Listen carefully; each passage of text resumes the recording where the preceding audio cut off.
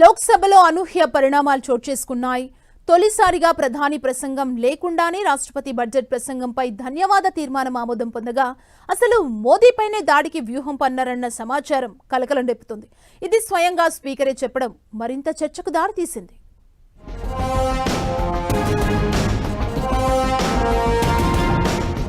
ప్రధానమంత్రి మోదీపై దాడికి ప్లాన్ చేశారా?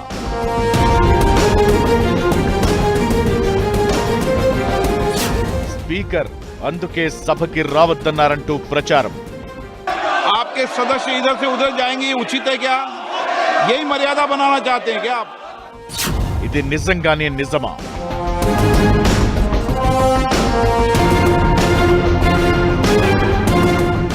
లోక్సభ చరిత్రలోనే మొదటిసారిగా పాత పద్ధతికి భిన్నంగా రాష్ట్రపతి ప్రసంగానికి ధన్యవాద తీర్మానం ఆమోదం పొందింది. అది ప్రధానమంత్రి ప్రసంగం లేకుండానే ఈ ఆమోద ప్రక్రియ పూర్తయింది. దీనికి కారణం సభలో కాంగ్రెస్ పార్టీ మోదీని అడ్డుకోవడమే అని చెబుతుండగా స్పీకర్ ఓం బిర్లా చేసిన వ్యాఖ్యలు ఇంకా సంచలనం కలిగిస్తున్నాయి. బుధవారం ప్రధానమంత్రి మోదీ రాష్ట్రపతి ప్రసంగంపై ధన్యవాదాల తీర్మానాన్ని ముగించాల్సి ఉండగా సభలో ప్రతిపక్షాల ఆందోళనతో వాయిదా పడింది. గురువారమైనా ప్రసంగిస్తారనుకుంటే స్పీకరే విపక్ష మహిళా సభ్యులు ప్రధాని మోదీపై దాడికి పాల్పడవచ్చనే సమాచారం తనకి అందినట్లు చెప్పారు. అందుకే తాను మోదీని సభకి రావద్దని సూచించినట్లు చెప్పారు.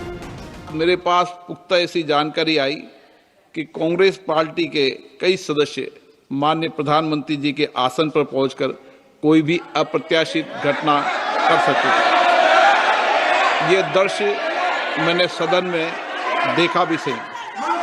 अगर ये घटना हो जाती तो ये अत्यंत अप्रिय दृश्य देश के लोकतांत्रिक परंपराओं को तार तार कर देता।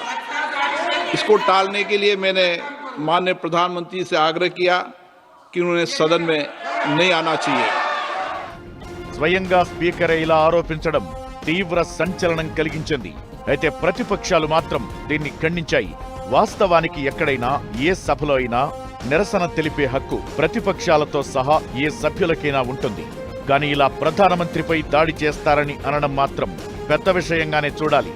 ఇప్పటిదాకా ప్రధానమంత్రులు స్పీకర్లపై కాగితాలు చించేయడం, ఇంకా తీవ్రమైన పరిస్థితుల్లో ఘెరావ్ చేయడం జరిగిందేమో గాని ఇలా భౌతిక దాడి ప్రస్తావన మాత్రం లేదు.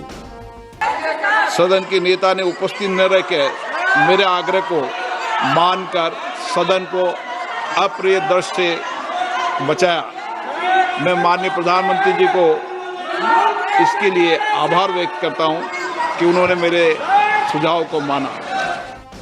మరోవైపు గురువారం లోక్సభ స్పీకర్ ఓం బిర్లా ప్రధానమంత్రి నరేంద్ర మోదీ సమాధానం ఇవ్వకుండానే రాష్ట్రపతి ప్రసంగంపై ధన్యవాద తీర్మానాన్ని ఆమోదించారు. బుధవారం సభలో విపక్ష నేత రాహుల్ గాంధీ ప్రసంగం చేయనివ్వకుండా అడ్డుకోవడంపై విపక్షాలు తీవ్ర నిరసనకు దిగాయి. మాజీ ఆర్మీ చీఫ్ ఎంఎం నరవణే రాసిన పుస్తకంలో వివాదాస్పద అంశాల్ని రాహుల్ గాంధీ ప్రస్తావించేందుకు ప్రయత్నించగా స్పీకర్ బీజేపీ సభ్యులతో సహా అడ్డుకున్నారు. దీంతో ప్రధాని ప్రసంగం కూడా చేయకుండా విపక్షం అడ్డుపడింది. ఈ నేపథ్యంలో ఇక గురువారం కూడా సభ సాఫీగా నడిచే పరిస్థితి లేకపోవడంతోనే రాష్ట్రపతి ప్రసంగంపై ధన్యవాద తీర్మానం ప్రధాని ప్రసంగం లేకుండానే ఆమోదించినట్లు ప్రకటించారు. అయితే ఈ క్రమంలో ఓం బిర్లా స్పీకర్ హోదాలో చేసిన ప్రకటన తీవ్రమైన చర్చకు దారితీసింది.